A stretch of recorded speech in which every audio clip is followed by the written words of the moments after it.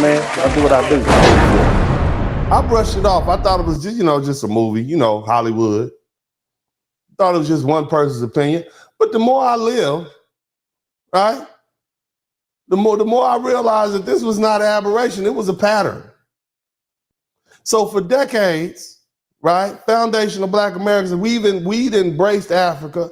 We'd worn these dashikis and kente cloth and African medallions and changed our names to these African ones. You got black dudes running now named Mobutu Jenkins. Mobutu Shingbawe Jenkins. Mohammed Mustafa Green. We marched, we protested, we celebrated African culture. We believed that we were reconnecting with our long lost brothers and sisters. But when these large number of Africans came through after that 1965 act, when they started migrating to this country in the 1980s and they got some numbers up, they made it clear to us that they didn't see us as their brothers and sisters unless it was convenient.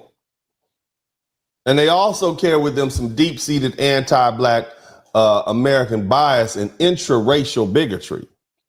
And many of them openly expressed the belief that foundational Black Americans were all these derogatory things: lazy, uneducated, violent, inferior. And this wasn't just everyday people. This is the African governments and African elites and African intellectuals. And they carried the same mentality. And it became abundantly clear that Africa was not looking to save us, nor did they even see us as part of their global Black family. If African government wanted to save us, if they wanted to help us, they would have done so long ago. But let me ask you this. Where are the African ships and planes and docking at? What shores are they at offering to give us safe passage home at any time? Where's the mass resettlement programs? Where's the open invitation for citizenship, land, and economic opportunity? That answer is nowhere. Shout out to Black Sand. The truth about returning to Africa. See, many foundational Black Americans have tried to repatriate Africa. Shout out to my man Lance Jackson. We've tried to repatriate, haven't we? And we've discovered a very ugly reality. The legal and procedural requirements foisted upon Black Americans returning are onerous, expensive, and restrictive. And instead of being embraced as returning family members, FBAs have been robbed, they've been scammed, or they've had their land stolen. And some have even had their homes and communities that they built destroyed and repossessed by corrupt officials because they didn't ask the right chief.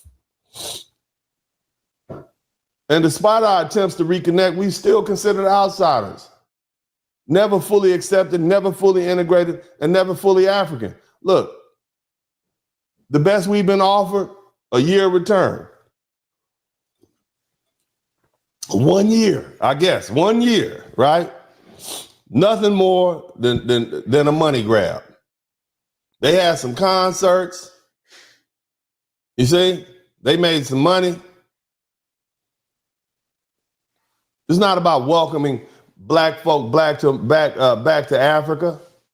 It was a ploy to boost the local economy, to get Black Americans to visit and spend money and leave. They played on our emotions, our longing to be part of somewhere. No real land grants, no economic incentives, no citizenship pathways for the average foundational Black American. Now, if you're a movie star, if you're a music artist, if you're a wealthy business person, they'll crown you king. They'll make you a chief of the tribe and roll out the red carpet for you. But the average foundational Black American, there's nothing for you in Africa except intraracial discrimination. Look, man, they tell us you don't know your roots. They say we have no tribe, and many FBAs we have to accept that. But let's be clear. We're the only ones who ever tried to build a bridge. It's always been a one-way street. Africa had 500 years to open its doors to us. Africa had 500 years to fight for our return. Africa had 500 years to recognize its role in the slave trade and correct it. Nothing to try to compensate or make things right with her children. And what do you do with a mother who's like that? You leave. You go on about your business. And when she comes calling, you walk away out of respect. Now that said, shout out to Rosalind Peterson. Now that said, after all these years of rejection and hostility and silence, they want us, right? Right? They want to tell us that we're all one people because it benefits them. See, now when the deportations are happening, now when the immigration policies are changing, the games have changed, now when they're being stripped of their visas, now when they're being denied entry, now when they're being put on the immigration ban list, now when their naturalized citizens are under threat, the ones that have been sending money back home, now when the birthright citizenship is on the chopping block,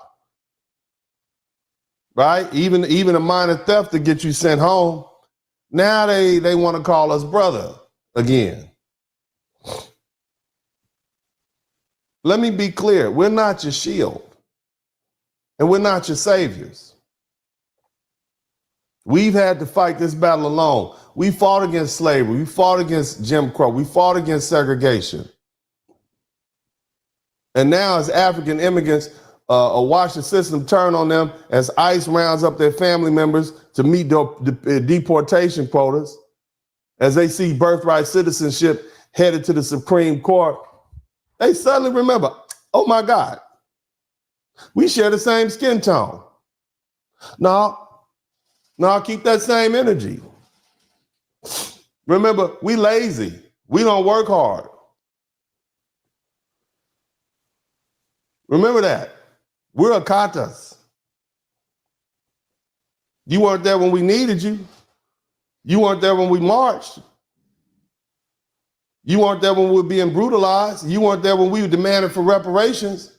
And now the situation is changing. And now you on your own. FBAs will fight for FBAs. Africa made its choice, and now we made ours. Now to my Caribbean brothers and sisters, we are uniquely disappointed at you. I want to address the Black immigrants from the Caribbean. We share a similar history of slavery with Foundation of Black America. We are literally neighbors.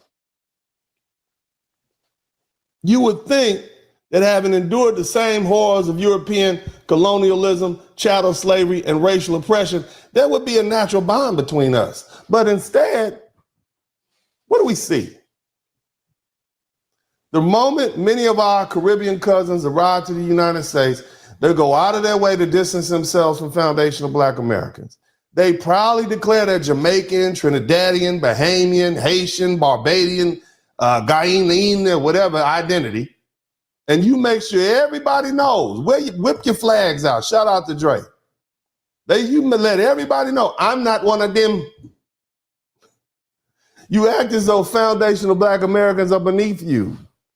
You go out of your, shout out to TGF, you go out of your way to tell people we don't have a culture, no history, no work ethic. You come over here fleeing from these failing economies and these failing countries, crime-ridden societies, limited opportunities, and yet you have the audacity to speak down on the very people whose fight for civil rights paved the way for you to bring your black behind to this country. Look here. For years, we heard it all. Black Americans are lazy. Black Americans don't take advantage of opportunities. Black Americans practice victim mentality. They have a broken culture. They are violent. But let's put the facts on the table.